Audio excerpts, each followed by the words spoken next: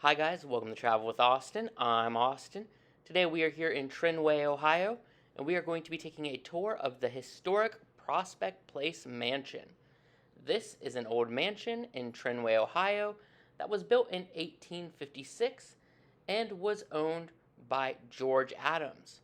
So you could say that this is the Adams family mansion. We are starting off at the very top in the cupola. You can see that there were some great views there. And now we are heading down the staircase. You can see a window out to the actual stairs. And then here is the room that allows you to get up to the cupola.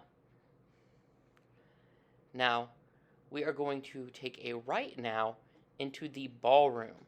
Now, this is interesting because it is pretty much the attic. It is 2,200 square feet. It is in a U shape. And this may be the first place ice cream was ever served in Muskingum County, Ohio. Now you'll see there is a cross on the wall back there.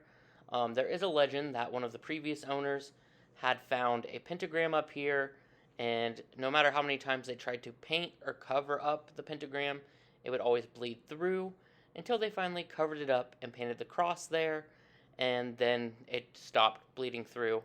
Again, that is just an urban legend about this place, but it is one that they will tell you sometimes if you go on a ghost hunt, even though the board member we talked to didn't really believe it. So, now that we are walking out of the ballroom area, we are going to head to the main staircase and head on down to the second floor. Now, as we're heading down, something interesting about this place is that it was once owned by David Longenberger. So yes, the Longenberger family did once own Prospect Place. They, as far as I know, didn't really use it, but they did own it for quite some time. Originally, one of the guys told us there were plans to make the headquarters here before they built the big basket, but of course that never came through. So now we are here in one of the children's rooms on the second floor. You can see we have old printouts and pictures, old clothing, and then a bunch of old toys, including this creepy doll. So we can just take a look around here. And then off to the side here, we do have this gorgeous little desk first, but we do have a closet area. You can see they have some old-fashioned clothes hanging up, and you can take a look out to the front yard, which is very spacious, as you would expect from a mansion. Now, as we continue on, back out into the hallway,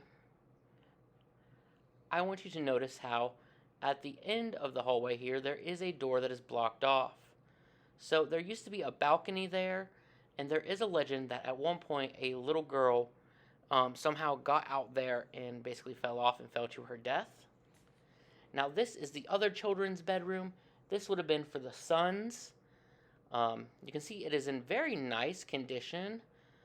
Their closet is very interesting. It is very large, with very tall ceilings, but also very, very empty. Nothing really going on in there. So that was kind of interesting. And then across the hall here, we have one of my favorite rooms. It is the parlor/chapel. And it is absolutely gorgeous. You can see all the red curtains, all the red hanging around, the ornate trim at the very top. It is just a beautiful room. Now, this was kind of a parlor. However, there were times when the family could not get to church, and this would be used as a chapel for them. Now, I'm not sure if, since they were obviously quite wealthy, if they had, their own pastor or priest that came in, or if they did just like a home service. And then again, you can look at that ornate trim. It is so beautiful. I think this is my favorite room in the whole place. And now as we continue back down the hallway, we are entering what I call the dress room. And it's fairly obvious as to why I call this a dress room, because there is a dress in here. Now this dress was recently created for a Civil War reenactment they did. There is also a purple dress The purple dress is very creepy in my opinion, and because of that, I do like it more. But this is also beautiful, and I love the little brooch, I believe it would be called, that was on the top there. Then we have a picture of Mrs. Adams, and one of the bathrooms here. This one, of course, you cannot use, as you saw from the sign. Another fun fact is this may have been the first private residence in Ohio with indoor plumbing. Obviously, the plumbing has been modernized since back then, but back in the day, it may have been the very first. So as we come in here, this is the old laundry room. This area would have been the servants' quarters of the house. So their, their maids, cooks, and other servants, and like the nanny would all live in this area. Here is one of the bedrooms here. And as you can see, they did stock it with some furniture, which is really cool. And then in between the two rooms here, we do just kind of have like a storage area. So we can see here, there's where all the storage would be. It is kind of weird that this is like the room connection area.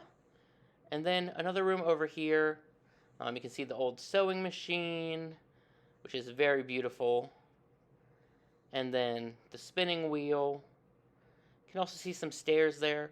They go down into the kitchen, so they would be the servant stairs to the kitchen. But they are blocked off because we can't go to the kitchen. And then there was also another door over there. That room is also blocked off as well. And I'm actually not sure what was in that room. Now, as we continue on, we are going to head to one of the more unique features of this place, and a place that, or a feature I should say, that a few people said that we needed back in 2020. Because you see, if you go out this door onto the balcony, and we'll get a good view of the balcony here, very beautiful. You can see those ornate details and the backyard. But if we keep going, you will notice there is a room separate from the house here. This is the sick room. So if you were sick and needed to be quarantined, guess what? You'd be placed in this room. So a lot of people have said they really wish they had something like this during COVID so that they could quarantine people in a way where they're basically out of the house.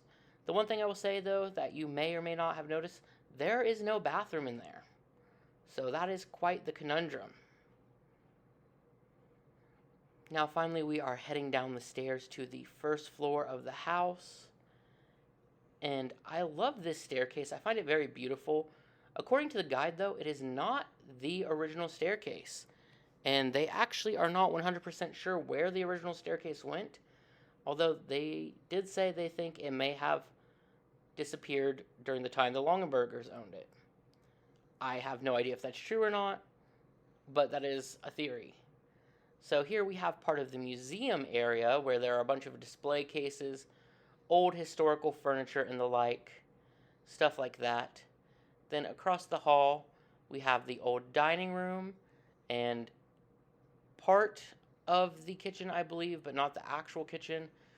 This is now used by staff for a little store and where they tend to rest while people are here. Then this would have been George Adams' bedroom, which is very weird because it's on the first floor, and obviously there's no bed in here today. There is a picnic table instead. It is also the location of the only working bathroom here. And as we walk by the staircase, you can see some of these details. And again, I really love this staircase. It's weird to me that that's not the original.